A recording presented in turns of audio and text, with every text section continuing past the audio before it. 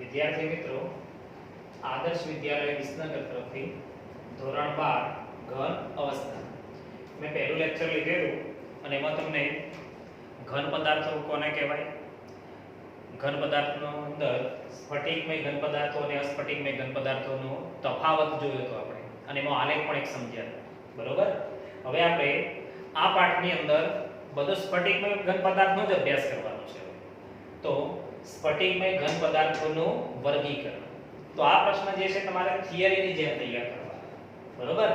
તો સૌથી પહેલા વર્ગીકરણ શબ્દ આવે, હવે જ્યારે તમે 11 કેમિસ્ટ્રીમાં જ્યારે પણ ભણતા હો વર્ગીકરણ, ગમે તે જગ્યા પર વર્ગીકરણ જેવો શબ્દ આવે એટલે તમારે ધ્યાન રાખવાનું કે મારે કોઈ પણનું વર્ગીકરણ કરવું હોય તો આધારની જરૂર પડે. તો એનો કયા આધારે કરવામાં આવે છે? તો ઘન પદાર્થનું વર્ગીકરણ, તો એની અંદર ઘન પદાર્થોના ઘટક કણો વચ્ચે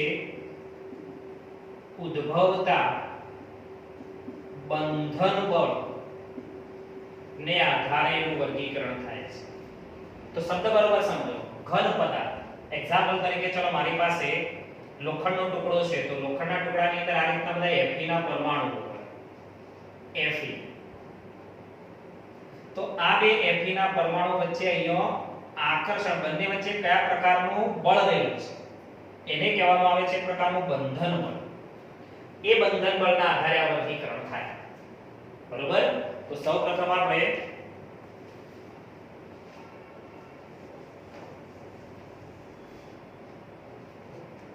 વર્ગીકરણ, તો સૌથી પહેલા બંધન બળને આધારે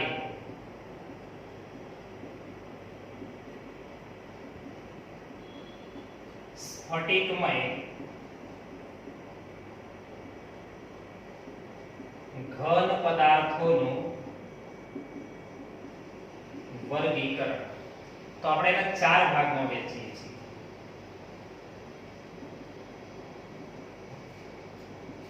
કયા કયા 4 ભાગમાં? તો પહેલો છે આણ્વીય ઘન પદાર્થો.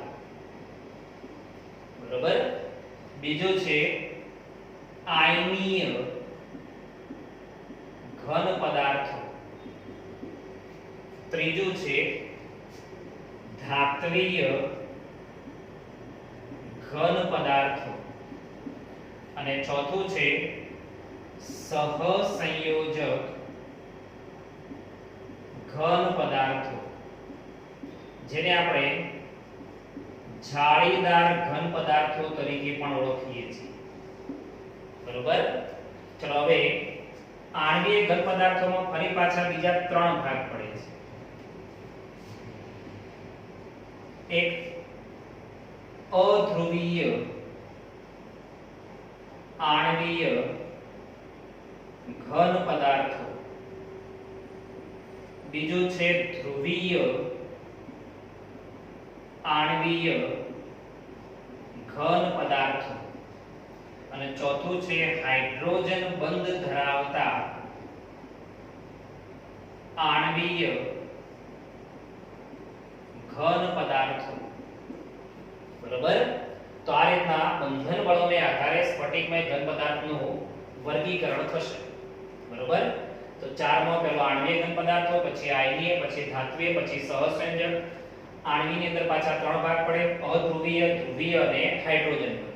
તો સૌપ્રથમ આપણે કેટલાક શબ્દો સમજી લઈએ કે કેટલાક વિદ્યાર્થીઓ ફક્ત ગોખી નાખે છે કે અધ્રુવીય. બરોબર. તો શબ્દ સમજી લો. આપણે આને લખવા નથી, પણ શબ્દ સમજો કે અધ્રુવીય ક્યારે કહેવામાં આવે અને ધ્રુવીય ક્યારે કહેવામાં આવે. તો તમને લાંબા સમય સુધી યાદ રહે કે જ્યારે તમે બુક વાંચતા હો અને અંદર અધ્રુવીય શબ્દ આવે તો અધ્રુવીય શબ્દ કોના માટે વપરાય છે આપણને ખ્યાલ હોવો જોઈએ. તો એક્ઝામ્પલ તરીકે ચલો મારી પાસે હાઇડ્રોજનનો એક અણુ છે, હાઇડ્રોજન. તો હાઇડ્રોજનના એક અણુ, આ હાઇડ્રોજનનો બીજો અણુ. તો આમની વચ્ચે જે ઇલેક્ટ્રોન હોય એ ઇલેક્ટ્રોન પેરો બે કેન્દ્રોની વચ્ચે રહેતી હોય, બે કેન્દ્રોની વચ્ચે રહેતી હોય તો એ બધા અધ્રુવીય. અને એક્ઝામ્પલ તરીકે ધ્રુવીય ક્યારે? એનો મતલબ કે અહીંયા વિદ્યુત ઋણતા સરખી હોય. હાઇડ્રોજનનો પરમાણુ, તો આ ઇલેક્ટ્રોન, આ એક હાઇડ્રોજનનો ઇલેક્ટ્રોન, આ બીજા હાઇડ્રોજનનો ઇલેક્ટ્રોન, તો આ બે થી બે ઇલેક્ટ્રોન બે હાઇડ્રોજનના કેન્દ્રની વચ્ચે રહેતા હોય તો તો એ બધા અધ્રુવીય. જ્યારે ધ્રુવીય કોને કહીશું તો એક્ઝામ્પલ તરીકે HCl, તો અહીંયા હાઇડ્રોજનનો એક ઇલેક્ટ્રોન આવશે, ક્લોરીનનો એક ઇલેક્ટ્રોન આવશે, પણ હાઇડ્રોજનની વિદ્યુત ઋણતા 2.1 છે અને આની વિદ્યુત ઋણતા 3.2 છે. આ 2 થી 2 ઇલેક્ટ્રોન ક્લોરીન તરફ ખેંચાયેલા છે અને એના કારણે અહીંયા વચ્ચે ધ્રુવીયતા ઉદ્ભવે. તો જેમાં વિદ્યુત ઋણતાનો તફાવત જોવા મળતો હોય, જે બે પરમાણુઓ વચ્ચે વિદ્યુત ઋણતાનો તફાવત જોવા મળતો હોય એને કહેવામાં આવે ધ્રુવીય. અને જેમાં તફાવત ન જોવા મળતો હોય એનો મતલબ કે વિદ્યુત ઋણતા સરખી હોય તો એને કહેવામાં આવે અધ્રુવીય. ચલો આ બે શબ્દો કમ્પ્લીટ ખબર પડી ગયા પહેલા તો. અને હવે જોઈએ હાઇડ્રોજન બંધ. તો વિદ્યાર્થી મિત્રો સૌથી પહેલા તો એ ખબર હોવી જોઈએ કે આપણો કોન્સેપ્ટ એકદમ ક્લિયર હોવો જોઈએ કે હાઇડ્રોજન બંધ ક્યારે રચાય. તો સૌથી પહેલા કન્ડિશન એક હાઇડ્રોજન બંધ. તો પહેલી કન્ડિશન છે કે ધન ભારિત હાઇડ્રોજન હોવો જોઈએ. ધન ભારિત હાઇડ્રોજન હોવો જોઈએ. નંબર 2 જેની વિદ્યુત ઋણતા વધુ હોય અને જેની પાસે એક અથવા એક કરતો વધુ લોન પેર હોવી જોઈએ. શું હોવી જોઈએ? Lone pair. અને આવા સમૂહો છે 15મો સમૂહ, 16મો સમૂહ અને 17મા સમૂહના તત્વો જ્યારે ધનભારિત હાઇડ્રોજન સાથે જ્યારે આવે છે ત્યારે એમની વચ્ચે હાઇડ્રોજન બંધ રચે. તો બુકની અંદર કમ્પ્લીટ લખેલું છે, તમે વાંચો તો ખ્યાલ આવશે કે હાઇડ્રોજન અને ફ્લોરિન, હાઇડ્રોજન અને ઓક્સિજન, હાઇડ્રોજન અને નાઇટ્રોજન. તો હાઇડ્રોજન કરતા આની વિદ્યુત ઋણતા વધારે છે. આ ત્રણ તત્વો ફ્લોરિન, ઓક્સિજન અને નાઇટ્રોજનની વિદ્યુત ઋણતા વધારે છે. આની વિદ્યુત ઋણતા 4, આની 3.5 અને આની 3. બરોબર? તો એનો મતલબ કે હાઇડ્રોજન ફ્લોરિન સાથે, હાઇડ્રોજન ઓક્સિજન સાથે, હાઇડ્રોજન નાઇટ્રોજન સાથે આવે તો એવા અણુની અંદર હાઇડ્રોજન બંધ રચાય. ચલો સૌથી પહેલા આ કોન્સેપ્ટ ક્લિયર થઈ ગયો પહેલા તો. હવે સૌથી પહેલા આજે આપણે ફક્ત આટલું જ જોઈશું કે આણ્વીય ઘન પદાર્થો. બરોબર? તો સૌથી પહેલા પરીક્ષાની અંદર પ્રશ્ન પૂછાય કે આણ્વીય ઘન પદાર્થો પર નોંધ લખો. તો આપણે એક એકની ચર્ચા કરતા જઈએ છીએ અને સાથે તમે નોટ પેન થી લખતા પણ જજો. બરોબર? ચલો સૌ પહેલા આણ્વીય ઘન પદાર્થો. તો આણ્વીય ઘન પદાર્થોમાં પહેલું અધ્રુવીય આણ્વીય ઘન પદાર્થો. અધ્રુવીય આણ્વીય ઘન પદાર્થો. તો સૌથી પહેલા કાં તો એ પરમાણુ હોય કે અણુઓ. પરમાણુ હોય અને અણુઓ હોય તો પહેલા બરોબર શબ્દ સમજી લેજો. એક્ઝામ્પલ તરીકે આપણે જાણીએ છીએ કે વાતાવરણની અંદર આર્ગોન, હિલિયમ જેવા વાયુ રહેલા છે. તો હિલિયમ તો તમે 11મા ધોરણની અંદર ભણીને આવો છો કે હિલિયમ હંમેશા પરમાણુ સ્વરૂપે. બરોબર? ચિતારની અંદર તમે હિલિયમનો ચિતાર દોરતા હતા તો એમની વચ્ચે ક્યારે બંધ બનતો નથી. બરોબર? એની અંદર બંધ ક્રમાંક 0 આવે. તો આ હિલિયમનો એક પરમાણુ, આ હિલિયમનો બીજો પરમાણુ. તો આ બે જે પરમાણુઓ છે એ બે પરમાણુઓ વચ્ચે અહીંયા જે આકર્ષણ બળ હોય છે એ આકર્ષણ બળ ખૂબ નિર્બળ આકર્ષણ બળ. નિર્બળ આકર્ષણ બળ. એનો મતલબ કે એમની વચ્ચે એક પ્રકારનું વાન ડર વાલ્સ બળ રહેલું છે. કયું બળ રહેલું છે? વાન ડર વાલ્સ, જેનો અભ્યાસ આપણે ધોરણ 11 ની અંદર કરી ગયેલા છીએ. એ જ પ્રમાણે નિયોન ની અંદર પણ આ રીતના જોવા મળતું હોય. તો આ નિયોન છે, આ પણ નિયોન છે. તો આ બંને વચ્ચે એક પ્રકારનું નિર્બળ આકર્ષણ બળ. તો એ બંને પરમાણુ સ્વરૂપે હોય તો પણ એની અંદર આ પ્રકારનું વાન ડર વાલ્સ બળ જોવા મળતું હોય. એ અણુ સ્વરૂપે હોય. એક્ઝામ્પલ તરીકે હાઇડ્રોજન, ક્લોરીન, ઓક્સિજન, નાઇટ્રોજન વગેરે વગેરે. બસ સૌથી પહેલા દરેક વિદ્યાર્થીને બરોબર ખાસ ધ્યાન રાખજો કે હાઇડ્રોજન તો વાયુ સ્વરૂપે છે. ક્લોરીન એ વાયુ સ્વરૂપે છે, ઓક્સિજન એ વાયુ સ્વરૂપે છે અને આપણે પાઠ ભણીએ છીએ ઘન અવસ્થામાં. તો આ બધું ક્યારે વિચારવાનું છે? તો આપણે હાઇડ્રોજનને, ક્લોરીનને, ઓક્સિજનને આ બધાને ઘન અવસ્થામાં હોય એવું વિચારવાનું છે. તો આપણે જાણીએ છીએ કે વાયુનું પ્રવાહીકરણ કરી શકાય. હાઇડ્રોજનને પ્રવાહીમાં લાવી પછી એને જેમ એક ટ્રેમાં ભરી ફ્રીઝરમાં મૂકી દઈએ, જ્યારે એક સોલિડ પદાર્થ થાય ત્યારે એની વાત કરવાની છે. બરાબર? તો આ જ્યારે સોલિડ હોય ત્યારે તો થિયરી જ્યારે ભણતા એટલે આપણને કમ્પ્લીટ ખ્યાલ આવે કે હાઇડ્રોજન જ્યારે સોલિડ અવસ્થામાં હોય ત્યારે એની વાત છે. ક્યારે થાય તો આપણે જાણીએ છીએ કે હાઇડ્રોજન વાયુ છે. વાયુનું પ્રવાહીકરણ કરતો અને એ પ્રવાહીને જેમ પાણીને ફ્રીઝમાં મૂકીએ છીએ એમ સોલિડ અવસ્થામાં જાય છે, એમ હાઇડ્રોજન લિક્વિડ અવસ્થાને પણ મોટા અતિશય ઠંડો પાડી દેવામાં આવે તો એ પણ સોલિડ બની જાય.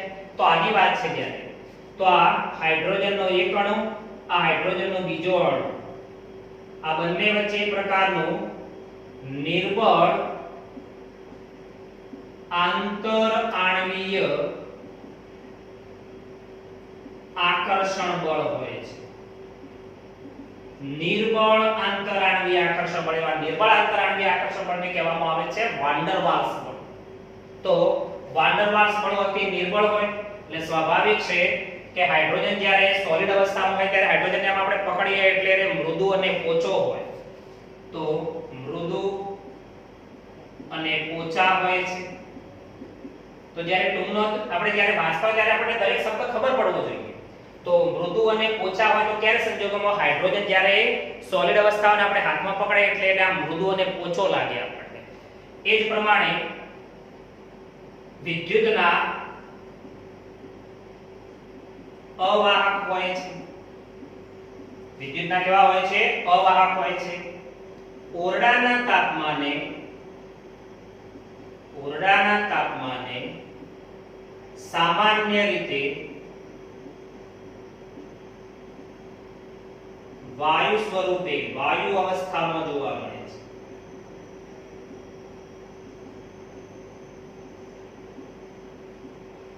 કઈ અવસ્થામાં જોવા મળે છે ભાઈ?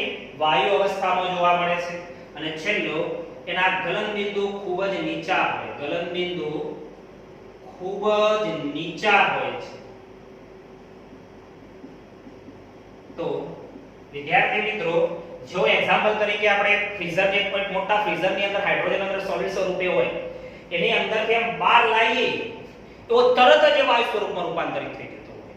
એનો મતલબ કે સામાન્ય રીતે કઈ અવસ્થામાં જોવા મળે છે? બધા વાયુ અવસ્થામાં જોવા મળે છે. તો પરીક્ષાની અંદર તમને ટૂંકમાં 2 માર્ક્સની અંદર પૂછાય કે અધ્રુવીય આણ્વિક ઘન પદાર્થો પર નોંધ લખો. તો તમારે આવા ચારેય મુદ્દા વ્યવસ્થિત તૈયાર કરીને લખવાના છે. બુકમાં વાંચવાનો, પછી એક એક મુદ્દો ઘરે એની નોટ્સ બનાવવાની. બરોબર? તો સાથે સાથે મટીરીયલ પણ તૈયાર થતું જશે અને સાથે સાથે તમારી તૈયારી પણ થતી જશે. ચલો, પહેલી વસ્તુ ક્લિયર થઈ ગઈ અધ્રુવીય આણ્વિક ઘન પદાર્થો. હવે બીજું જોઈએ છીએ. ચલો ફટાફટ નોટ કરી લેજો.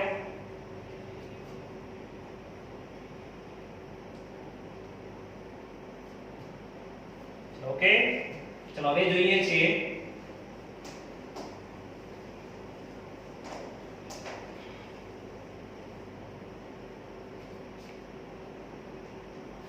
ધ્રુવીય આણ્વીય ઘન પદાર્થો.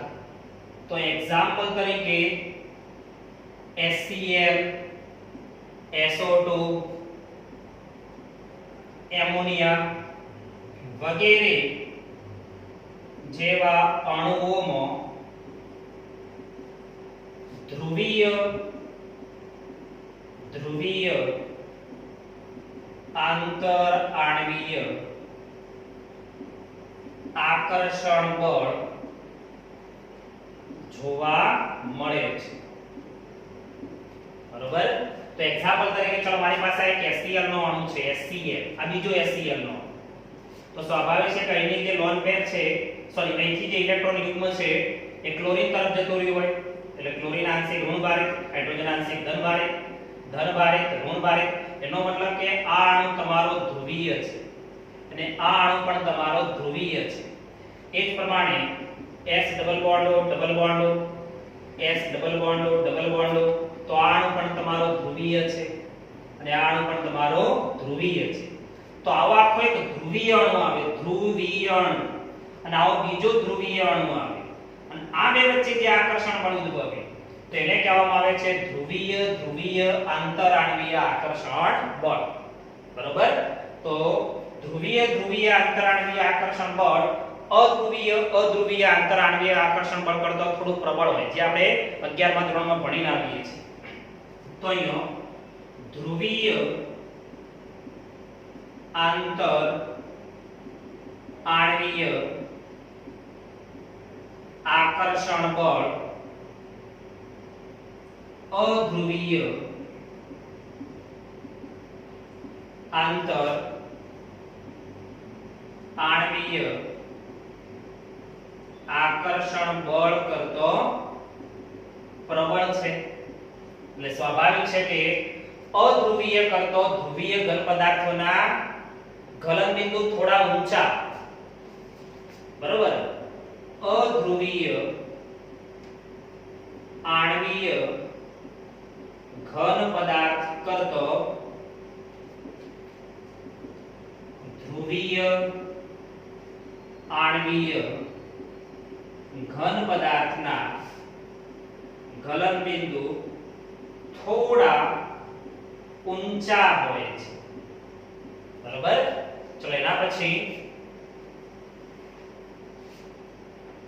નોટ કરી લેજો ફટાફટ સાથે સાથે. બીજા વાક્ય લખીએ છીએ આપણે હવે. એ પણ મૃદુ અને પોચા હોય છે.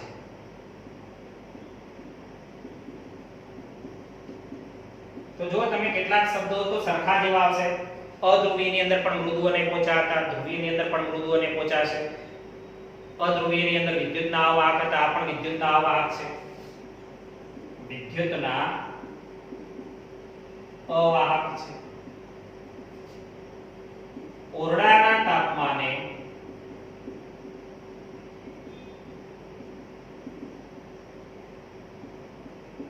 સામાન્ય રીતે બાષ્પ પ્રવાહી કે વાયુ અવસ્થામાં જોવા મળે છે.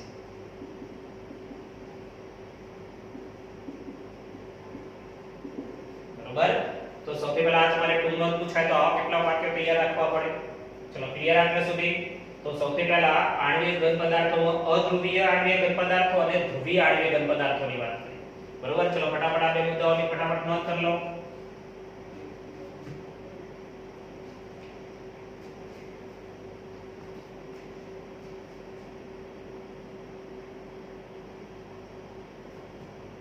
હવે હાઇડ્રોજન બંધ ધરાવતા આણ્વીય ઘન પદાર્થ.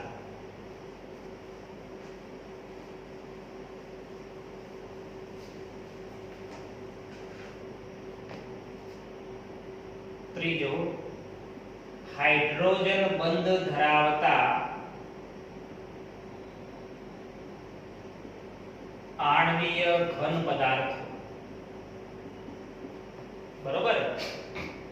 તો હાઇડ્રોજન બંધ ધરાવતા આણ્વીય ઘન પદાર્થોમાં હાઇડ્રોજન સાથે ફ્લોરિન, ઓક્સિજન અથવા નાઇટ્રોજન જેવા પરમાણુઓ હોય તો તેમની વચ્ચે હાઇડ્રોજન બંધ બનવાની અથવા હાઇડ્રોજન બંધ બને છે. હવે આપણે આનું ઉદાહરણ કયું લેવાનું? તો એક્ઝામ્પલ તરીકે બરફ. બરાબર. H2O solid. પણ અહીંયા કયા બરફની વાત કરવાની મોટે ભાગે? તો આપણે જ્યારે કાશ્મીરની અંદર અથવા કોઈ જગ્યાએ હિમવર્ષા થતી હોય, હિમવર્ષા, એવા બરફની વાત કરવાની છે. બરાબર. એટલે બુકની અંદર કેટલીક વખત વાંચીએ છીએ તો ખ્યાલ આવે છે કે અંદર મૃદુ અને પોચા શબ્દ લખેલો હોય છે. આપણે ફ્રીજમાંથી જે બરફ કાઢીએ ત્યારે હાથમાં પકડીએ તો એ સખત અને બરડ હોય. તમે નીચે પછાડો એટલે એના ટુકડા થતા જાય. આપણે એની ચર્ચા નથી કરવાની, એ પણ બરફ જ છે. પણ અહીંયા આપણે જોવાનું છે કે મૃદુ અને પોચા હોય છે. હાઇડ્રોજન બંધ ધરાવતા આણ્વીય ઘન પદાર્થો મૃદુ અને પોચા હોય છે. હવે જ્યારે આપણે આવો શબ્દ લખીએ મૃદુ અને પોચા હોય છે તો આ કયા બરફની વાત? સ્વાભાવિક છે કે જ્યારે હિમવર્ષા વખતે જે બરફ વર્ષા થતી હોય એ વખતે જે H2O સોલિડ સ્વરૂપે આવે એને તમે હાથમાં પકડો એટલે મૃદુ અને પોચો લાગતો હોય છે આપણને. તો એને ધ્યાનમાં રાખીને આ થિયરી સમજવાની. ઓકે. ચલો એના પછી તે વિદ્યુતના અવાહક છે. વિદ્યુતના કેવા છે? અવાહક છે. અને બીજું, ઓરડાના તાપમાને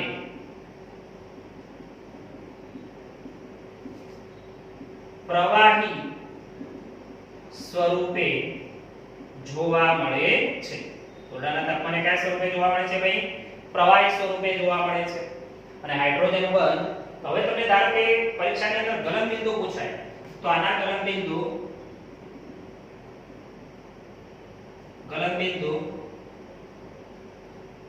અધ્રુવીય અને ધ્રુવીય આણ્વીય ઘન પદાર્થો કરતા ઊંચા હોય છે. તો અહીંયા આપણે ગલનબિંદુનો ક્રમ લખી રાખીએ છીએ. ખાસ નોંધ, તો સૌથી વધુમાં વધુ ઊંચા ગલનબિંદુ કોના? ગલનબિંદુનો ક્રમ આ ત્રણની અંદર. તો સૌથી પહેલા આવશે હાઇડ્રોજન બંધ ધરાવતા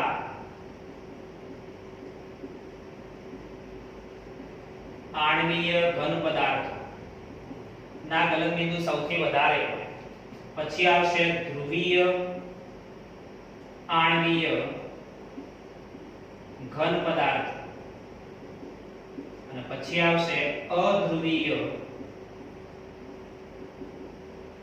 આણ્વીય ઘન પદાર્થો. ચલો ક્લિયર? તો સૌથી પહેલા હવે એમસીક્યુ માટે આપણે ખાસ યાદ રાખીશું કે કોના ત્રણમાંથી કોના ગલનબિંદુ ઊંચા હોય. તો સૌથી પહેલા કોણ આવશે? હાઇડ્રોજન બંધ ધરાવતા આણ્વીય ઘન પદાર્થો, પછી આવશે ધ્રુવીય, પછી આવશે અધ્રુવીય. ક્લિયર વસ્તુ? ચલો ફટાફટ આટલી નોટ કરી લેજો.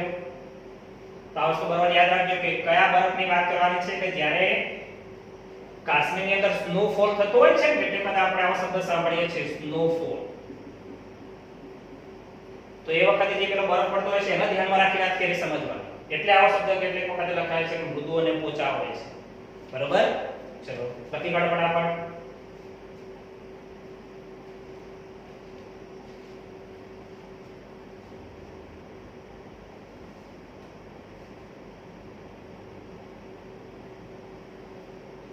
ચલો હવે આયનીય ઘન પદાર્થો.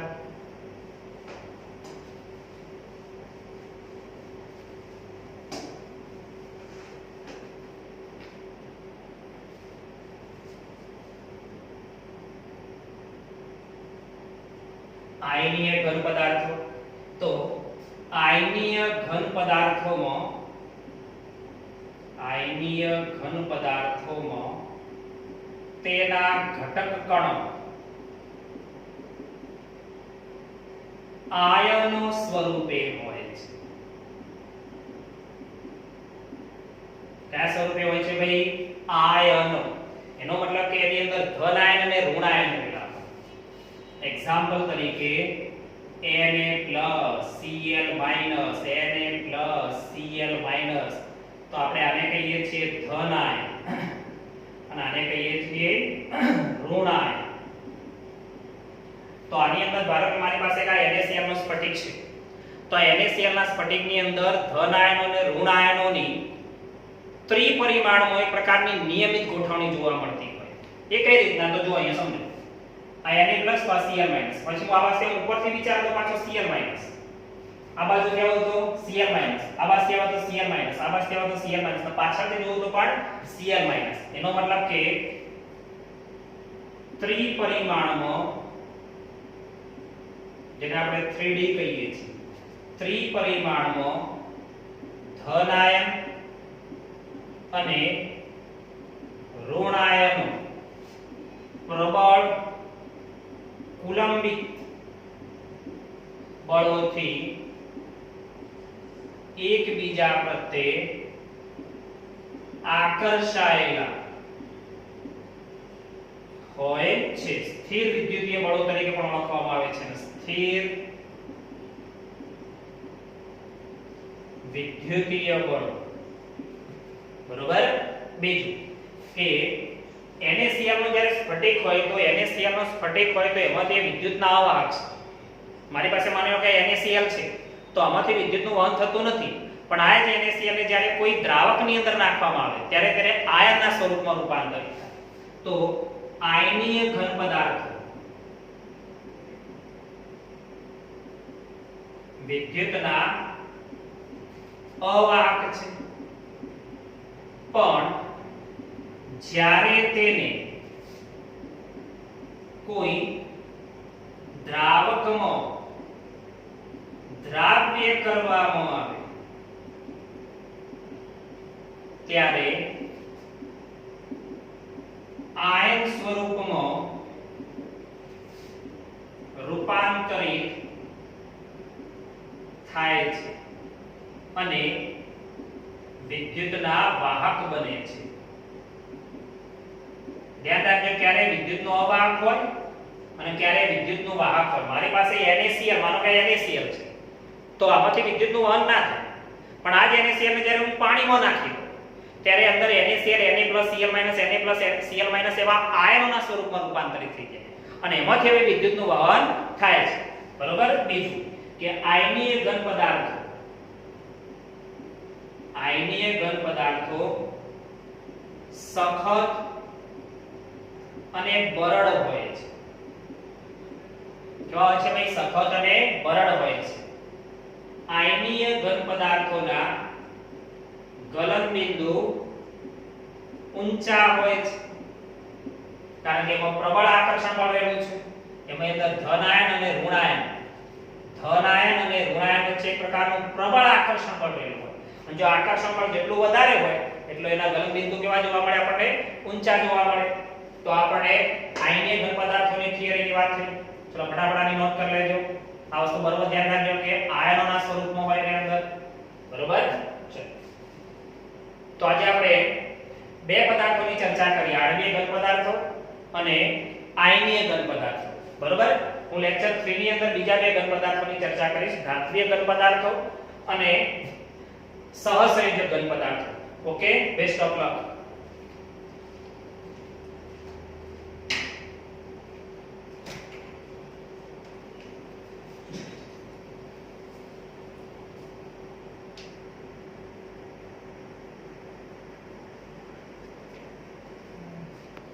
Okay.